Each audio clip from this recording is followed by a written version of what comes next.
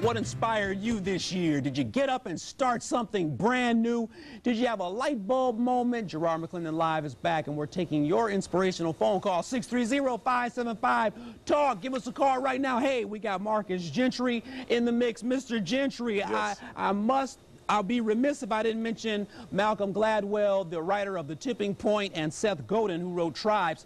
I like Gladwell's book because he says if you wait a little bit longer and if you do a little bit more, you're going to reach that tipping point where the magic occurs. What do you think about that, Marcus? I think there is a tipping point for sure, and I think sometimes you can take it in small steps, just like the book The Kaizen Way, a Japanese strategy for accomplishing whatever you have to accomplish. Sometimes if you try to do too big of things, the fear factor will jump up, the denial factor will jump up, and you'll sabotage your own efforts. But sometimes if you can just take a small step in the direction that you're trying to go in, you can sneak right past the fear factor and accomplish whatever it is you're trying to accomplish. And there's those ABCs that I really try to give people instead of just something that a catharsis they can feel good about, some ABCs that they can walk away with in every encounter and become a little bit stronger. I like that. Small steps. Go to college, get a law degree, become the editor of the Harvard Law Review, become a community organizer on the south side of Chicago, become a state rep, become a senator. Oh, I'm president. That's right.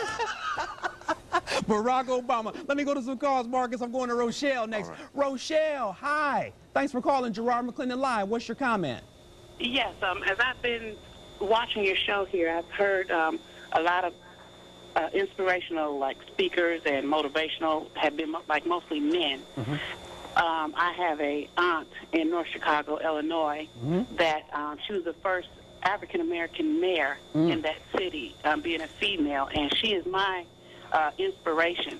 Wow. And a lot of people don't hear about these things. Yeah.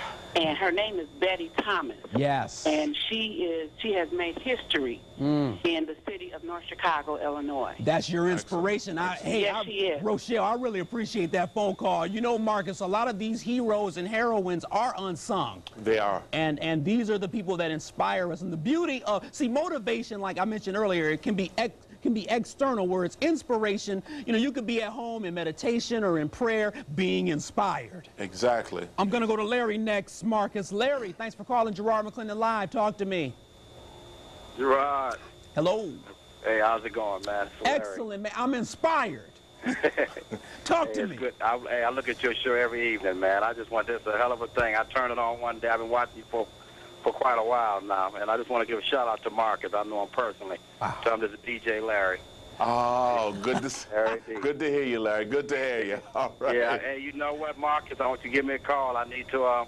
I'm working on a book also. My mom, I tried to get hold of my mother, my sister, to tell them to turn on the TV. Yeah. But they don't get free on TV out there. Okay. But you know, there's a lot of work to be done out here, man. I was just looking before I walked in the house a minute ago. They say they're almost up to 500 murders. Yeah. Just here in Chicago. It's unbelievable. That's right. You know, we got to work this thing. You know, we're doing a lot of talking, but as middle-aged men, we got to get out. We're going to have to turn this.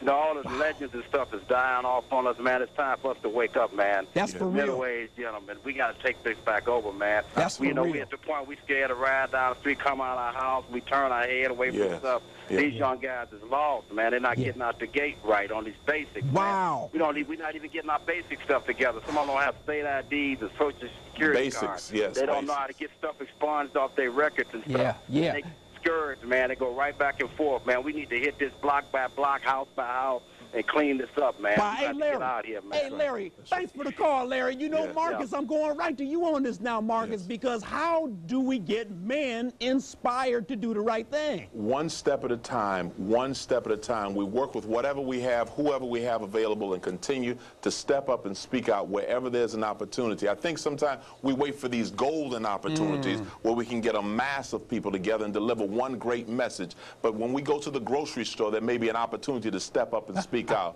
When we go to the library, when we go to the mall, there's always opportunities. It's just a matter of us getting to the point where we can step up, speak out, and tell the truth, and not be afraid of the consequences. Because, Gerard, I believe sometimes fear of what somebody might say or what they might think will paralyze a lot of people from making good moves that we can make every day. We don't need a big forum to make it happen. You know what, Marcus? This is the perfect time, and you got to do it quick because we're going to go to break shortly to talk about one of my best friends in the cartoon world. Yes, sir. The one and only Dumbo.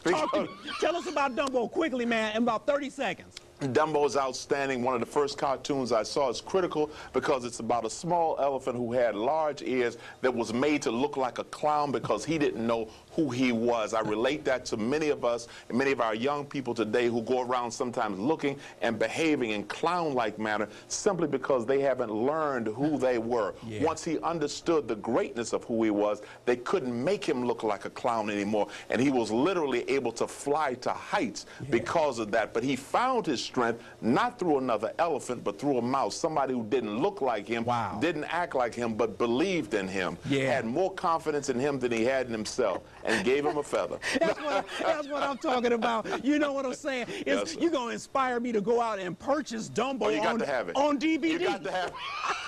It's all good. Hey, hold tight, Marcus. Who inspired you this year? I want to know. Give me a call, 630-575-20.